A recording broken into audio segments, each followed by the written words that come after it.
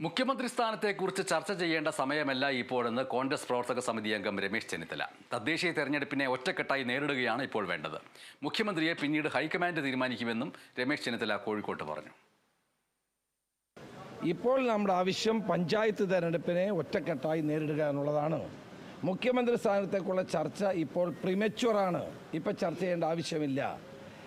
കോൺഗ്രസിനെ അധികാരത്തിൽ കൊണ്ടുവരിക, UDFനെ അധികാരത്തിൽ കൊണ്ടുവരിക എന്നുള്ളതാണ് പ്രവർത്തകരുടെയും നേതാക്കന്മാരുടെയും ഏറ്റവും പ്രധാനപ്പെട്ട ലക്ഷ്യമായി കാണേണ്ടത്. പഞ്ചായത്ത് തിരഞ്ഞെടുപ്പിൽ വൻപിച്ച വിജയമുണ്ടാകണം. ഞാൻ KPCC പ്രസിഡൻ്റായിരുന്ന കാലത്താണ് 70% പഞ്ചായത്തുകൾ അന്ന് നേടിയത്. അതേപോലൊരു വിജയം ഉണ്ടാക്കാൻ വേണ്ടി കൂട്ടായി പരിശ്രമിക്കുക. ഈ ഭരണം പോകണമെന്ന് ജനങ്ങൾ ആഗ്രഹിക്കുന്നു. ഇതുപോലെ ജനവിരുദ്ധമായൊരു ഗവൺമെൻറ് കേരള ചരിത്രത്തിൽ ഉണ്ടായിട്ടില്ല. രണ്ടാം പിണറായി സർക്കാർ ഒരു ദുരന്തമാണ്.